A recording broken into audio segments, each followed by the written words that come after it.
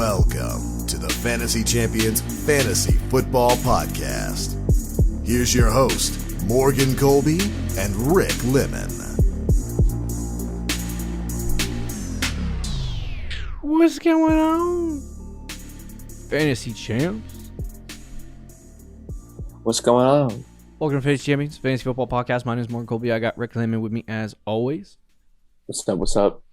And it is the most wonderful time of the year. I would say it's second, but go ahead. What? Christmas, bro. That's fair. I mean, are you a gifts guy? Do you like gifts? No, it has nothing to do with the gifts. Yeah, see. Because you can like giving Like, gifts it's just too, like and that's why you like the holiday. Yeah. No, it really has nothing to do with the gifts, though. Either way. I just like that whole atmosphere, like the snow, the music. You get to see your family. Like, Yeah, I we'll don't show know. some Thanksgiving. Personally, it's just it's got more going for it. Thanksgiving's nice, though. Don't get me wrong. I freaking love Thanksgiving. Thanksgiving's my day. There's no expectations. No, that's fair. There's football. And I get to eat absurd amounts of food. Which I do on Christmas anyway, but Yeah. But anyway, still, yeah. No, that's Thanksgiving is tomorrow, and if you're listening to this on Thanksgiving, happy Thanksgiving to you and yours. I believe we don't do a Thursday Thanksgiving show anyway, so that's fine. And then our next scheduled pieces of content are on Friday and Saturday. Yeah. Trade targets and starts and sits. But today we're gonna give you a mega show. We're gonna give you 3 games. There's 3 Thursday games. 3 Thursday games that we're going to break down. It's a little bit of a mega show. So we're going to try to make it as fast as humanly possible. I probably should just stop talking in the intro just to start getting on with this. It's all right. We probably won't talk much about half the players anyway. That's fair. But yeah, so Thanksgiving is this week, and it's fantastic, and I'm very happy about it. Yeah. So anyway, before we jump into our Thanksgiving Thursday fantasy football preview show for week 12. My goodness. Check our website, fantasychampions.com. Follow us Twitter, Instagram, Facebook, TikTok. If you're listening on Apple Podcasts, Spotify, Stitcher, or any other podcast platform, leave a review, share this pod with your friends. If you're watching on YouTube, subscribe, click the bell for notice, like, and then comment down below any questions you may have about the Thursday night game this week. Yeah, drop them below. Drop them below. So we're going to go in sequential order, obviously, of the 3 games we got. And Rick was talking before the show that these games suck. Personally, yeah, I think they suck. You know, for the last 3 years I've had Hawk. So my Thursday Thanksgivings are always predicated around that 12:30 game, watching Hawk not get targeted. Yeah. And I need to do it next year just to keep the tradition alive. And TJ Hawkins is not having a great season either, so I might be able to draft him late next year too. Yeah, just for Thanksgiving. Just for Thanksgiving. Just so I can watch him on Thanksgiving. But anyway, I was going to have two Lions players in the home league. Hey, he had 8 targets this week, 6 catches. Yeah, no, that's what happens when he gets 0 points. It's just because they had a what's-his-face playing quarterback instead. Yes. They were like, oh, you know what? Maybe we should target our best receiver. That's a good idea. Yeah, maybe. It's almost as bad as the Raiders, who we will talk about. You know how many targets their best receiver had, Bryan Edwards, right? How many? 0. He had 1 carry, though, for negative yards. That makes no sense. I mean, Darren Waller is technically their best receiver, I'd say. That's fair. But still, their second best receiver. Him and Renfro, but, get some targets to the other Renfro guy. Too. Why is Bryan Edwards? I mean, it's still like Renfro and Waller, if you want to say are better, fine. You're giving your third receiving option 0 targets. Derek Carr blows, dude. I didn't realize it till this year. Does he blow, or are the Raiders like their coach happened and then Henry Ruggs drove 100 gazillion miles per hour on the highway and murdered someone. Yeah, I don't know. I feel like that whole team is collapsing. Which is all right for the Patriots. Yeah, that's fine. But anyway, we're going to talk about the Raiders in a couple of seconds anyway. But we'll start with the 12:30 game. We got the Bears, who are the home team, I believe. Is that correct? Yes. No, Lions are always at home on Thanksgiving. Are you sure? Or I guess not this year. I don't know. I thought they were always home. Yeah, they are home. They're home. All right, so I lied. Yeah. I wrote the show notes wrong because I'm a ditz. Hopefully everyone else is right. You know, I was typing it out. I'm like, okay, I got to make sure these are right, but I only did it for 4:30. I was gonna say, I think aren't the Lions home every year on Thanksgiving? Yeah. It's like, are they on the road?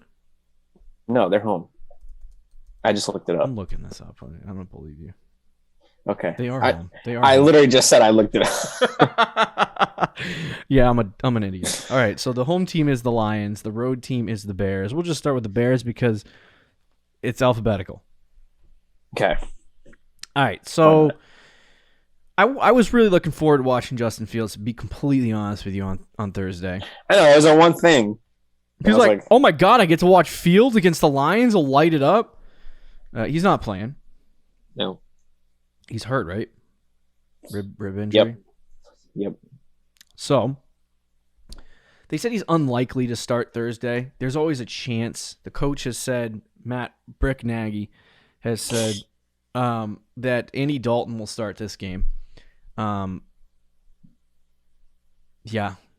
I don't like that at all, but I don't either. Did he have a good game this past week, by the way, Justin Fields? Andy Dalton? No, Justin Fields. Oh, no. I mean, he only played till the second quarter, but he 4 was for 11. Yeah, that's not. Yeah, he wasn't. So much for Andy Dalton's numbers look like he did great. 2 touchdowns, 200 yards. But his first pass attempt was a screen pass to Darnell Mooney that he took like 70 yards to the end. Darnell Mooney makes me sweat sometimes. I'm not gonna lie. He honestly is a really good receiver, I think. Yeah. I'm not gonna lie. And Justin Fields' #1 target next year, man, to the moon. Mooney had 16 targets and 5 catches, though. Mooney to the moon. What the hell? That's gross. That is gross. All right.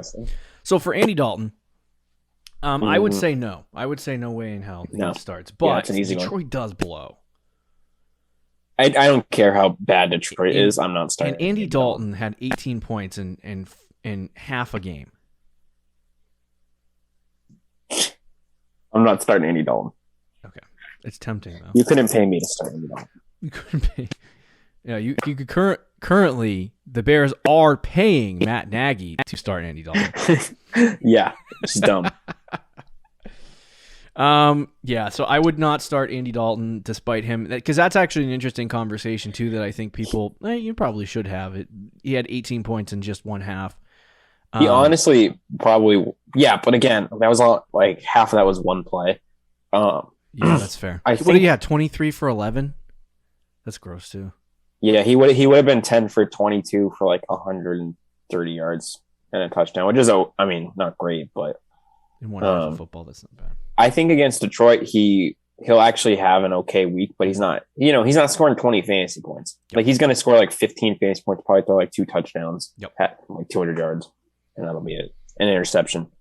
Let's move to the wide receiver position for the Bears. Allen Robinson is their main guy. It looks as though he's going to be out for Thursday night's game. Is he really? He missed practice Monday. He has not scored 10 fantasy points this season once. He's been bad. He's been really bad. And I don't think it's him either. I think it's just the Bears being the Bears. He's gone after this season. He has to be. Like, they're not going to franchise him again because they'll double the tag. Sucks. They either wasted a year of his career, though, because he's already come to New England. 29. We love you. I would take him on like a 2-year deal. Yeah, I don't think he would do it, but so anyway, if Robinson plays, it's probably Andy Dalton sucks, but he probably has a better chance of getting targets from Dalton than he does Justin Fields, because Fields seems to have some kind of chemistry with Darnell Mooney. But even so, if he plays, I wouldn't start him, and if he doesn't play, obviously, he's out. So yeah. Yeah, I wouldn't play him anyway. Thoughts on Darnell Mooney? Yeah, I would start him. I think he's a decent flex. Last 2 weeks, he's been doing great. I will say with Andy Dalton in there, kind of makes you a little. I don't know. He did have 20 points with Andy Dalton this week, but again, that was on like one screen pass. 16 targets. Other than that, 16 targets. Yeah, it's gross. He should definitely be viewed as like a flex though this week. Okay. So if you need someone to start in your flex, I think Mooney is a decent option against the Lions. Mm-hmm. Yeah, I would agree. Obviously, David Montgomery is a start. Monty's been relatively good on the season. Did he do anything this week? No, he had 7 points against Baltimore. Yeah. Baltimore's a tough run defense. It's just the Bears suck, and they're going to the passing game earlier than often, which kind of takes David Montgomery out of the mix a little bit.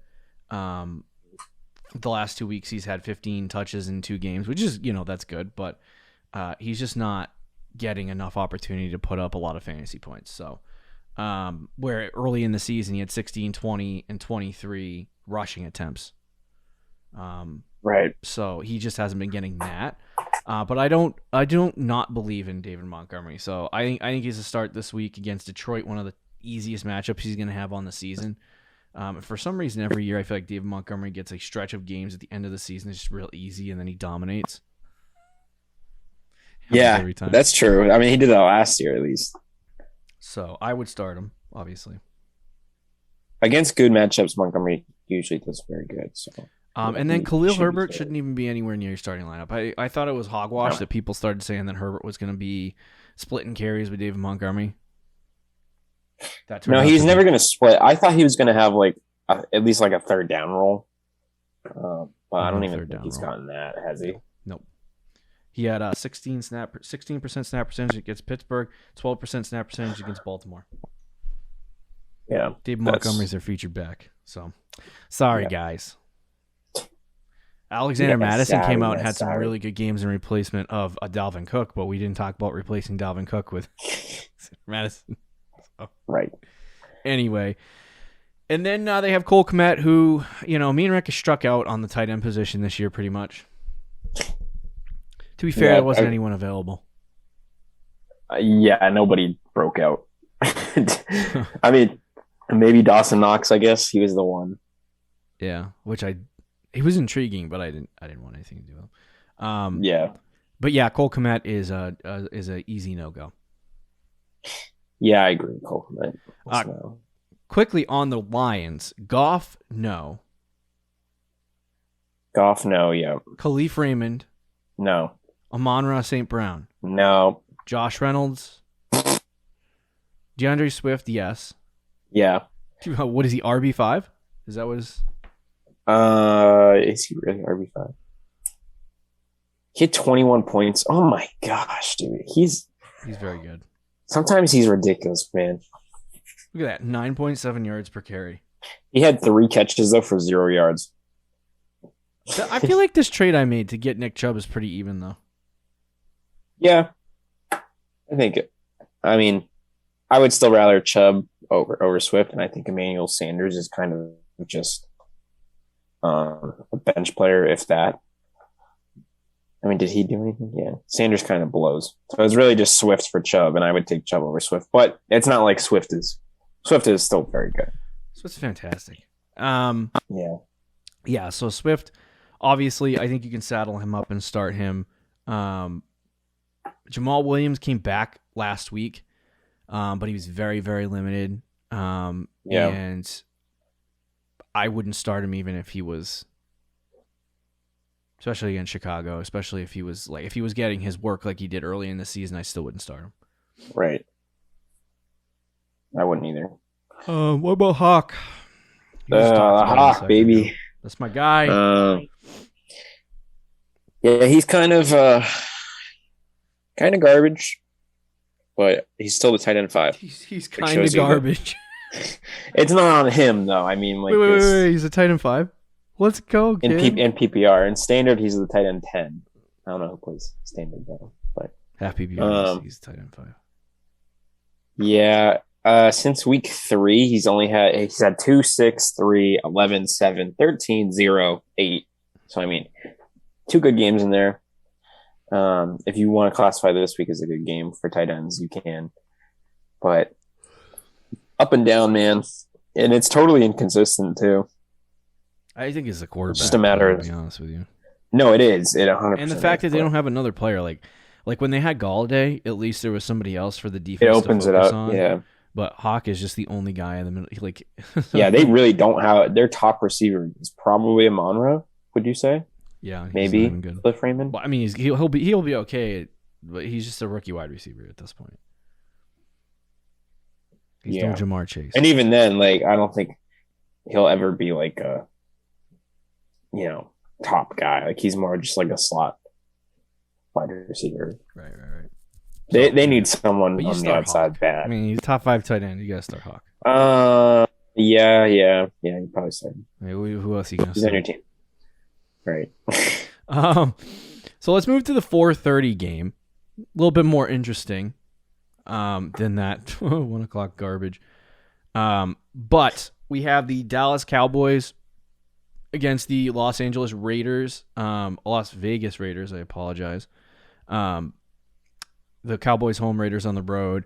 So we'll go through the Cowboys first because that's going to be an interesting one. Dak Prescott sucked eggs last week. He did. 2 fantasy points, 1 to 2 fantasy points, depending on how your format plays out. But he has just been. It wasn't even a bad matchup either. No, I don't know. What was his injury that he left because of? Not his injury. This you mean week. last year? No, he missed time this year at one point, right? Did he?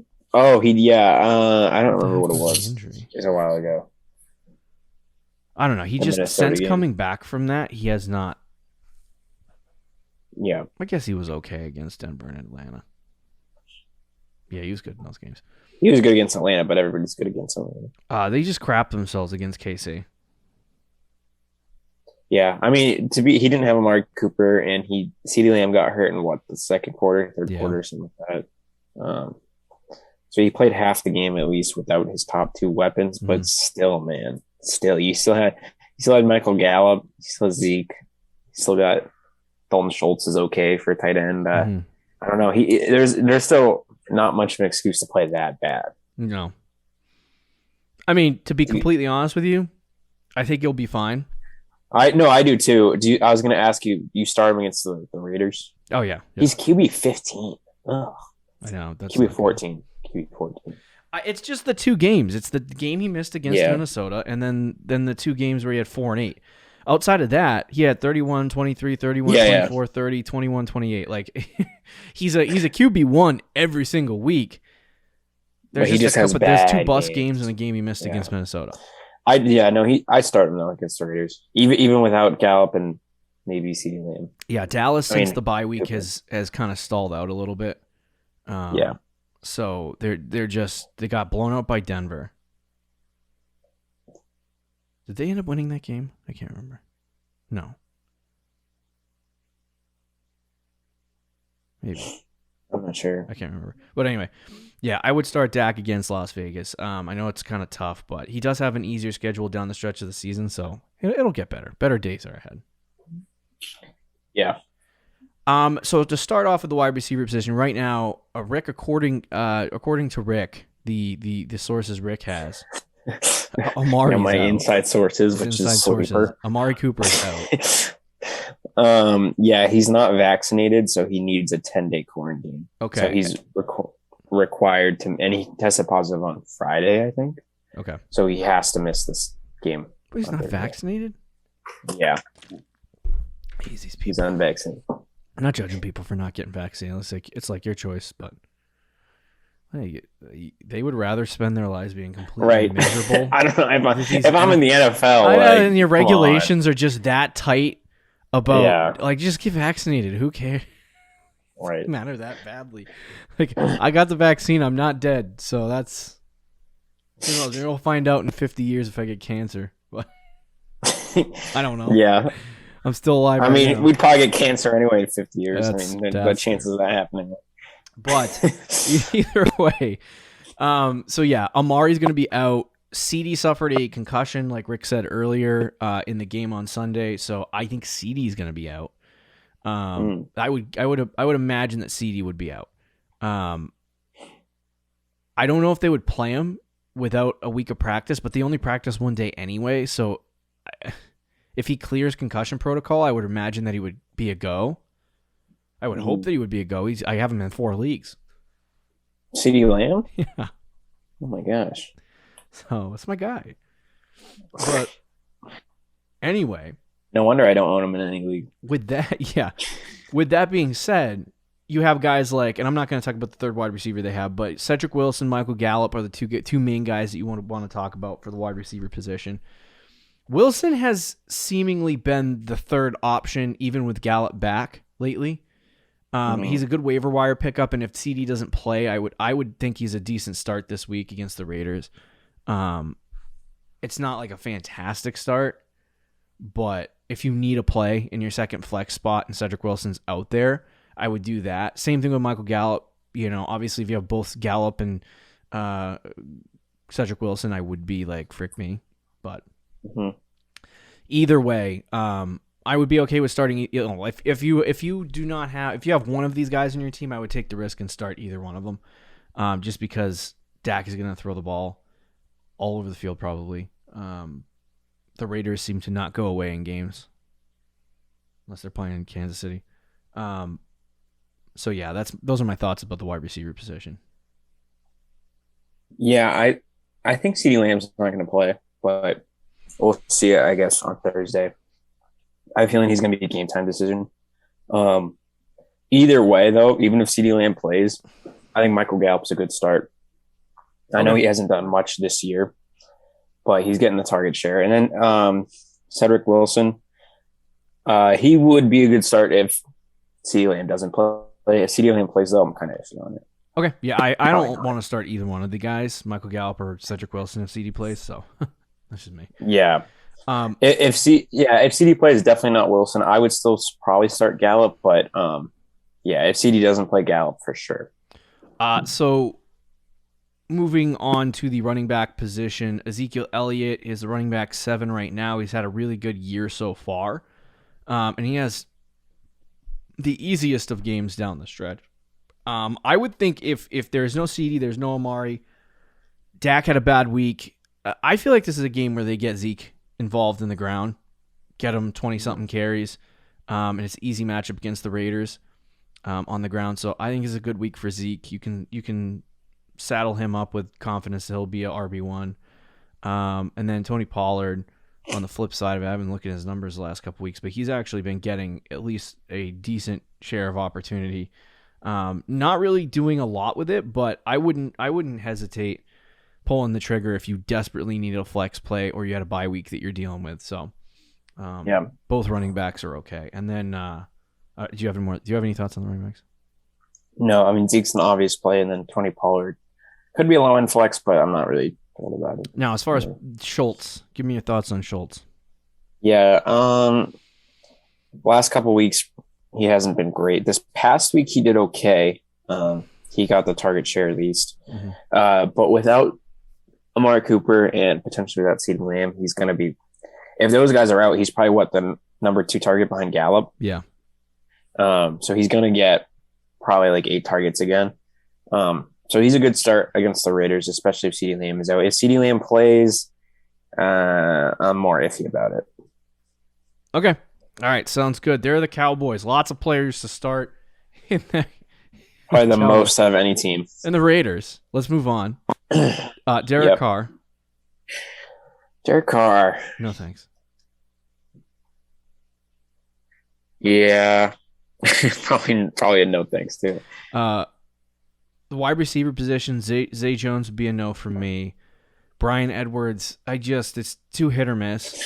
And I'll hold him and hope for that. Obviously he had a really good game a couple weeks ago, but he only had 4 targets. So I would hold him, but I'm not starting him this week. And then Renfrow I would play. Renfrow I would play with confidence. Yes. Renfrow is honestly kind of turned into a very reliable player. I mean, this past week he didn't do great, but he's been pretty consistent, getting decent games. He's a pretty solid flex option. I think you play him with confidence, and Bryan Edwards is just I like the player, but my gosh, they just don't target him. No. All right, and then the running back position for the Raiders, we have Josh Jacobs, Kenyon Drake. Drake is obviously a no-go. I've been starting Josh Jacobs on a week-to-week basis, but every single week he slips down the good old rest of season fantasy pros. Yeah, I was gonna say another spot, currently at RB26. So, is he becoming a guy that you don't start on a week-to-week basis? I think he's kind of fallen into that Miles Sanders territory for me. Maybe I think he's above Miles Sanders. Like I would play Jacobs over Miles Sanders, but it depends on matchup. Yeah. Like if he has a really bad matchup, I would consider sitting him. But you're still starting him against decent matchups. I don't think Dallas is great against the run, or at least they're not one of the best teams in the league. I don't believe. Unless they are, I could be wrong, but I don't think they are. So you would play Jacobs this week, but apparently they are. Oh, they are. Yeah, tough matchup. Yeah, I'll start them. You know me. Yeah, put the blind rose. I think you're still starting them. You're still starting them, but it's gross. I don't have an option. It's getting real week, gross. So. Yeah. Yeah, no, I agree. And then we have Darren Waller, who obviously is a play. He's been having a decent season, but. Just this Raiders offense has collapsed. Even Waller is up and down. Yeah, I mean, this Raiders offense has collapsed. So Waller, you got to play him, but it's gonna. Waller's still good, decent though. Should be an interesting. This one actually could be good. Yeah, that could be a good game. This could be a good game. All right, let's move on to the 8:20 game, and usually we do Thursday night football on the show to review. So we're finally here, 28 minutes into the show. But it's Bills at Saints. Bills at Saints. I would be more excited about this if Jameis the Famous or even Taysom I think the Saints are the Saints are the best team that is the most boring, I think. Yeah, that's fair.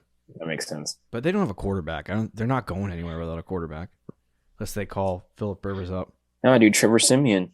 Did you hear that report? I did. No thanks. That was funny. I'd rather have Trevor Siemian. He probably leaked that because he wanted to play. He's like, I have 42 kids and I don't want to deal with them anymore. Yikes. Yeah. But anyway, so let's start with the Saints. Trevor Siemian, no. Dude, he did have 26 points this week against the Eagles. Oh my God. How many of that was trash time though? All of it. Yeah, I think he had like 5 going into the fourth quarter. I don't even know how to spell his name, so. Trevor Siemian. Yeah, I was trying to do it back like the other side, Trevor Siemian, but I couldn't spell it right. 21, 26. Holy frick. Yeah. But I mean, against the Bills. Yeah, no, I'm good. He also, this report says he could be on the hot seat. Why? I don't know why Taysom Hill isn't starting. Yeah, I don't know. Wasn't he? Save money. Get that. I haven't. Yeah, actually, because there's a huge incentive in this contract that if he starts a certain amount of games at quarterback, his contract he gets like $20 million. That's pretty low ball. It is kind of low ball stuff. All right, wide receivers. Callaway was a prospect that everyone was all psyched up about, and then he just kind of wasn't very good. He's had some decent games, but and he's definitely worth being rostered. He's just not startable for me. And then you got Traequan Smith and Deontay Johnson, who also have not been good. There hasn't been a single receiver on this team. It kind of reminds me of the Detroit Lions receiving core, but slightly better. So, is it even better than the Lions? I mean, Callaway might be the best. Traequan Smith, I guess. Yeah, I guess they don't have a young receiver. I guess Callaway could be that young receiver like Amon-Ra, but it's bad. So I wouldn't start any of these guys. Yeah, I wouldn't either. If you had to start one, would you start Smith or Callaway? I would start Callaway. Yeah, me too. But it's gross. He's getting 4 targets a week. Yeah, it's disgusting. Alvin Kamara he's been battling an injury. Mm-hmm. And hopefully he is able to recover from that injury very, very soon. But in the meantime, Mark Ingram has come in and he's actually been pretty good. So I don't know what's going to happen with Alvin Kamara. I'm expecting him not to play this week. And I'm expecting to start Mark Ingram if you have him. But if Alvin Kamara plays, obviously you're gonna saddle him up. You're gonna put him in and get him ready to go. So, but in the last 2 games without Alvin Kamara, Mark Ingram has 18 and 12 fantasy points. That's pretty good. Yep. That's pretty good. Very good. 8 targets too. Jeez. Yeah. So I would start Mark Ingram if he's starting, and I would start Alvin Kamara if he's going. If Alvin Kamara is going, Mark Ingram out. Yep, exactly. I think this last report says Kamara didn't practice on Monday, so I don't know about Tuesday, but I think Kamara's not going to play, and if he doesn't, Ingram's a very good start. Okay, sounds good. No Nick Vannett. We can stay away from that. Yeah, I think we can pass. All right, let's talk about the Bills. A lot of players that you can start. Josh Allen, obviously, is the first one. I put Josh Allen's name twice here.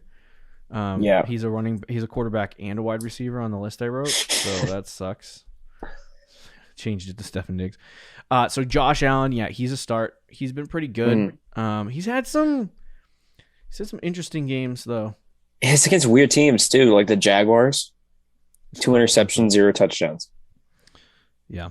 But he has been, I think he's the QB4 right now, so you got to start him. New Orleans is a good matchup for him. Yeah, I know. He's still, Stefan Diggs has finally had a little bit of a resurgence. He wasn't doing bad. He just looked like wasn't having any big games. He looked like OG Minnesota Vikings Stefan Diggs. Yeah. Like 11, 14, 9, 14, 7, 19, 12, 11, and then 26 and 16 the last 2 weeks. So that looks more like him. The difference and the problem with Stefan Diggs down the stretch here is that his toughest games were in the front half of the schedule. He's now got New England, Tampa Bay, Carolina, New England in 4 straight games after this Week 12 matchup against New Orleans. Is New England a easy matchup for receivers? They used to be. That's so strange. They were because Dallas put up 656 656 yards against them or something like that. And then after that point, they've kind of locked it down. They've been very good defensively, stopping the pass. So. But Diggs, I think, destroyed them last year, if I remember correctly. I don't know. That'll be an interesting one to see, though. He had 37 against the Pats in Week 16. My gosh. But against New Orleans, in half PPO. What is it against New Orleans? Against New Orleans is a good matchup. Yeah, no, he's Stefan Diggs. You're starting him. Yeah, start Stefan Diggs. Cole Beasley has been interesting as well. I don't even know if he's playing. Hold on, let me pull it up. I type in Cole and I get Tevin. Oh, I guess Tevin Coleman. Whatever. Yeah. Cole Beasley has had some interesting games where he's gotten a lot of target share and some other games where he hasn't been great. I would say no. I would say no too. I think though that his really bad games he got hurt in. So he only had a 39% and 16% snap percentage, and if you took those 2 games out, he's decent. He's still inconsistent though, so I wouldn't start him either. Okay. And then Emmanuel Sanders, what are you doing with him? Not starting him. Okay. All right. So 1 receiver we got. Yeah. And then we have 2 terrible running backs. It's just pick your poison. Devin Singletary, Zach Moss. Yeah. I don't even know. I think Moss had a little stretch there where he was getting like 10 to 12 points a week. And now since then he has been irrelevant and really bad, actually. Singletary has had more work, but he also stinks. I actually think they're using Matt Breida now too, or a third running back. That's not either of them. Yeah, it's gross. Singletary snap percentage is like 38%, 40%. That's disgusting. Yeah, it is pretty gross. So I would sit both of these. Surprisingly enough, Josh Allen, Stefan Diggs, so far have been the only 2 startable guys on the Bills. I know. Dawson Knox, interesting guy. There you go. He's had a good season for the most part. I want to know his average. He's tight end 10, missed 2 games, had a bye week, so some good things to look at for Dawson Knox. I think he's startable on a week-to-week basis just because there's nothing else really available on the waiver wire. And like even if he's the tight end 10, 11, 12, I feel like you just got to go with it.